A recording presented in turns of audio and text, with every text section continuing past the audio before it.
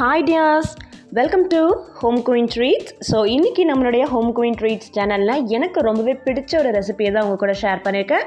அதாவது ஆலு பராத்தா சப்பாத்தியில் உருளைக்கிழங்கு வச்சு பண்ணுறது. ஸோ இந்த ரெசிபி நான் இன்றைக்கி தான் ஃபஸ்ட் டைம் ட்ரை பண்ணியிருக்கேன். நான் செல்ஃபாக ட்ரை பண்ணி சாப்பிட்டதே இல்லை. ஸோ இந்த ரெசிபி உண்மையிலே எனக்கு உங்கள் கூட ஷேர் பண்ணிக்கிறது ரொம்பவே ஹாப்பி தான். எப்போவுமே சப்பாத்திக்கு நம்ம எப்போதும் சைட் டிஷ் ஏதாவது பண்ணுவோம். பட் அந்த மாதிரி இதை சேர்த்து நம்ம ஒன்றா பண்ணிட்டோன்னா இதுக்கு சைட் டிஷ்ஷே தேவை கிடையாது. டிஃப்ரெண்ட்டான ஒரு ரெசிபி கண்டிப்பாக நீங்களும் ட்ரை பண்ணுங்கள். ஸோ இதுக்கு நான் இன்றைக்கி ஒரு பெரிய சைஸ் 3 உருளைக்கிழங்கு உப்பு போட்டு குக்கரில் ஒரு 3 விசில் கொடுத்து எடுத்துக்கிறேன். ஸோ நிறைய பேர்த்துக்கு ஆலு பராத்தா பண்ண தெரியும். ஆனால் இப்படி ஒரு ரெசிபி இருக்குது அப்படின்றதே நிறைய பேர் மறந்துடுவீங்க. ஸோ சப்பாத்தி அப்படின்னா அதுக்கு ஏதாவது குருமா இல்லை உருளைக்கிழங்கு தால் வச்சு ஏதாவது சைடிஷ் பண்ணிகிட்ருப்போம். ஸோ அது கிட்டத்தட்ட டைம் எடுக்கும். அப்புறம் 2 வேலையாக இருக்கும். எனக்காச்சும் ஒரு நாள் இந்த மாதிரி பண்ணிட்டீங்கன்னா ரொம்ப ஈஸியாக பண்ணிடலாம். அதே மாதிரி சைடிஷும் தேவை கிடையாது. ரொம்ப நல்ல ஒரு டின்னராக இல்லை பிரேக்ஃபாஸ்ட்டாகவும் இருக்கும். ஸோ அந்த உருளைக்கிழங்கு வேகிற அந்த டைமில் நான் இன்றைக்கி ஒரே ஒரு பெரிய சைஸ் வெங்காயம் எடுத்திருக்கேன். அதுவும் ஒரு பச்சை மிளகாவும் பொடி பொடியாக நறுக்கிக்கிறேன். ஸோ நான் இன்றைக்கி செய்கிற அளவு பார்த்திங்கன்னா ஒரு 3 பேர் தாராளமாக சாப்பிட்லாம். கிட்டத்தட்ட ஒரு 9 சப்பாத்தி வந்துச்சு. ஸோ 3 பேர் சாப்பிட்லாம். நீங்கள் உங்கள் வீட்டில் நிறைய பேர் இருக்காங்க அப்படின்னா இது கொஞ்சம் அதை தேய்க்கிற ப்ராசஸ் மட்டும் கொஞ்சம் கஷ்டமாக இருக்கும். பட் நல்ல ஒரு டின்னர் பிரேக்ஃபாஸ்ட்டுக்கு பதிலாக நல்ல ஒரு ஸ்நாக் ரெசிபியாக கூட நம்ம பண்ணி கொடுக்கலாம். குழந்தைங்களுக்கு நல்ல ஹெல்த்தி. நான் இன்றைக்கி ஒரு 2 பேருக்கு இல்லை 3 பேர் அந்த அளவுக்கு சப்பாத்தி மாவு பெனஞ்சு எடுத்துக்கிறேன். இதுலேருந்து ஒரு 9லேருந்து 10 சப்பாத்தி கிடச்சிது எனக்கு. கண்டிப்பாக நீங்களும் இந்த ரெசிபியை ட்ரை பண்ணுங்கள். ரொம்ப நல்லாயிருக்கும். இதிலே நீங்கள் நான்வெஜ் பிடிச்சிருக்கா அப்படின்னா நீங்கள் கறி கூட கொத்துக்கறி மாதிரி போட்டுக்கலாம். இல்லை வேறு ஏதாவது பீன்ஸு கேரட்லாம் துருவி சேர்த்துக்கலாம். நல்லாயிருக்கும் அந்த ஸ்டஃபிங்க்கு. மாவு ரொம்ப கல் மாதிரி பிசைஞ்சிட வேண்டாம். ஏன்னா நம்ம உருளைக்கிழங்கு சேர்த்து நல்லா தேய்ச்சி எடுக்க போகிறதுனால ஆல்ரெடி உருளைக்கிழங்கு போட்டால் சாஃப்ட் ஆகிடும். மாவு ரொம்ப சாஃப்டாக இருந்துச்சுன்னா தேய்க்கிறதுக்கு கஷ்டமாக இருக்கும். ஓரளவுக்கு மாவு கொஞ்சம் கல் மாதிரி பிசைஞ்சிக்கோங்க. அதுக்குன்னு ரொம்ப கல்லாக பிசைஞ்சிடக்கூடாது. சப்பாத்தி ஹார்ட் ஆகிடும். ஸோ இப்போ மாவு பிசைஞ்சு வச்சாச்சு. அது ஒரு 10 மினிட்ஸ் ஊறட்டும். உருளைக்கிழங்கு விசில் வந்துடுச்சு. அதையும் நான் ஆஃப் பண்ணி வச்சுட்டேன். இப்போ ஒரு கடாய் ஹீட் பண்ணிக்கிட்டு அதில் 2 டீஸ்பூன் போல் ஆயில் சேர்த்துட்டு ஆயில் நல்லா காஞ்சதுக்கப்புறம் ஒரு அரை டீஸ்பூன் போல் அரை டீஸ்பூன் போல் கடுகு சேர்த்து நல்லா பொரிச்சிக்கலாம். பொரிச்சதுக்கப்புறம் அது கூட நறுக்கி வச்சுருக்கிற வெங்காயமும் பச்சை மிளகாவும் சேர்த்தா போதும். இதுக்கு நான் இன்றைக்கி 1 டீஸ்பூன் ஜிஞ்சர் கார்லிக் அதாவது இஞ்சி பூண்டு விழுது சேர்த்துக்கிட்டேன். கூடவே அரை டீஸ்பூன் ஜீரகமும் சேர்த்துக்கிட்டேன். உங்கள் ஆப்ஷனல் தான். வேறு என்ன உங்களுக்கு சேர்க்கணும் அப்படின்னு நீங்கள் நினைக்கிறீங்களோ, ஈவன் உங்களுக்கு காய்கறியிலேருந்து வேறு சிக்கன் கரம் எந்த மசாலா சேர்க்கணும்னு நினைக்கிறீங்கனாலும் ஸ்டஃபிங் நம்ம பண்ணுறது தான். பட் இன்றைக்கி நான் ரொம்ப சிம்பிளாகவும் டக்குன்னு பண்ண முடிகிற ஒரு ஸ்டஃபிங்கும் ஆலுக்கு நான் ட்ரை பண்ணி ஆலு பராத்தா பண்ணிட்டேன். ஸோ ஆஸ் யூஷுவல் தான். வெங்காயம் நல்லா கொஞ்சம் கோல்டன் ப்ரௌன் ஆகட்டும். இதில் உருளைக்கிழங்கு மட்டும்தான் சேர்க்க போகிறேன். கூட பார்த்திங்கன்னா கொஞ்சம் மஞ்சத்தூள், அப்புறம் மிளகாய்த்தூள், கரம் மசாலா, உப்பு, இந்த மசாலா மட்டும்தான். நீங்கள் கறி சேர்க்குறீங்க அப்படின்னா சிக்கன் மசாலா சேர்த்துக்கலாம். ஆல்ரெடி நம்ம கறியை குக்கரில் வேக வச்சுட்டு மஞ்சத்தூள் உப்பு போட்டு வேக வச்சுட்டு அதுக்கப்புறம் இந்த ஸ்டஃபிங்கில் சேர்த்துக்கிட்டா ஈஸியாக வேலை முடிஞ்சிடும். நான் இன்றைக்கி 1 டீஸ்பூன் போல் இஞ்சி பூண்டு பேஸ்ட்டு சேர்த்துக்கிறேன். நல்லாயிருக்கும். ஆலு பராத்தா அப்படின்னும் போது நம்ம ஊர் டிஷ் கிடையாது.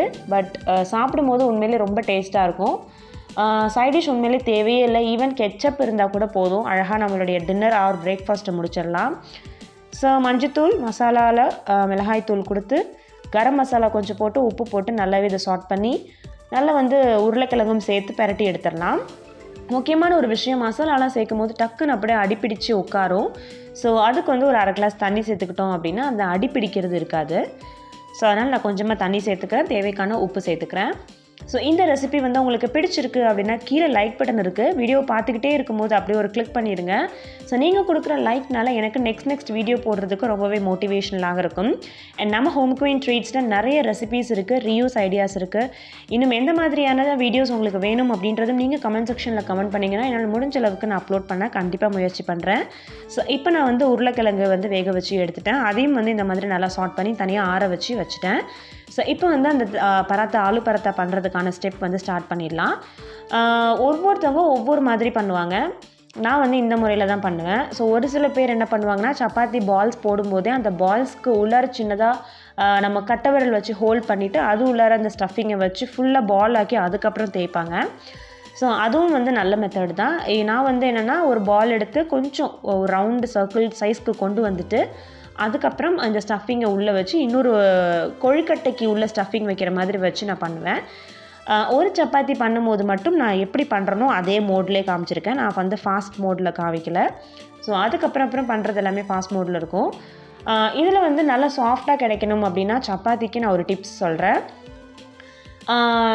அந்த டிப்ஸ் என்னென்னு பார்த்தீங்கன்னா, நம்ம கோதுமை வந்து காய வச்சு ரைஸ் மில்லில் கொடுத்து அரைக்கும்போது அதில் வந்து கொஞ்சம் கொண்டக்கடலையும் வெள்ளை கொண்டக்கடலை சேர்த்து அரைச்சிட்டோம் அப்படின்னா சப்பாத்தி எப்படி பிசைஞ்சாலுமே சாஃப்டாக இருக்கும். ஒரு 5 கிலோ கோதுமை நீங்கள் அரைக்கிறீங்கன்னா ஒரு 1/2 கிலோ இல்லை 1 கிலோ இது கொண்டக்கடலை வெள்ளை கொண்டக்கடலை சேர்த்துக்கலாம். கண்டிப்பாக ட்ரை பண்ணுங்கள். நான் எப்போதும் அந்த மாதிரி தான் என்னோடய கோதுமை மாவில் பண்ணிக்குவேன். ஸோ ரொம்ப சாஃப்டாக இருக்கும். எந்த டைமில் பிசைஞ்சாலும் சாஃப்டாக இருக்கும். அதே மாதிரி பிசைஞ்சிட்டு ஊறணும் இல்லை பால் ஊற்றி பிசையணும் அப்படிலாம் அவசியமே இல்லை. 5 கிலோ கோதுமைக்கு ஒரு 1/2 இல்லைனா 1 கிலோ கொண்டக்கடலை சேர்த்துக்கோங்க. இப்போ இந்த மாதிரி தேய்ச்சதுக்கப்புறம் ஒரு உருளைக்கிழங்கு ஸ்டஃபிங் அந்த பால் எடுத்து இது உள்ளே வச்சுட்டு கொழுக்கட்டை மூடுற மாதிரியே நான் மூடிட்டு இந்த மாதிரி நல்லாவே வந்து சுற்றி எடுத்துகிட்டு அந்த மொத்தமாக இருக்கிற மாவை நான் வந்து பிச்சு எடுத்துடுறேன். ஏன்னா அந்த இடம் மட்டும் சப்பாத்தி மொத்தமாக தெரியும். அதனால் அதை மட்டும் நான் எடுத்துடுறேன். ஸோ இதே மாதிரி ஃபுல்லாகவே தேய்ச்சி எடுத்துக்கலாம்.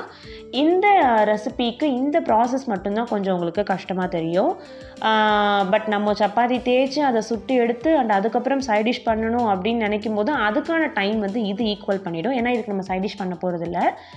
டொமேட்டோ கெச்சப் வந்து வாங்கிக்கலாம். அது கூட கடையில் போய் வாங்க முடியலன்னா இன்ஸ்டண்ட்டான டொமேட்டோ கெச்சப் வீட்டில் பண்ண முடியும்.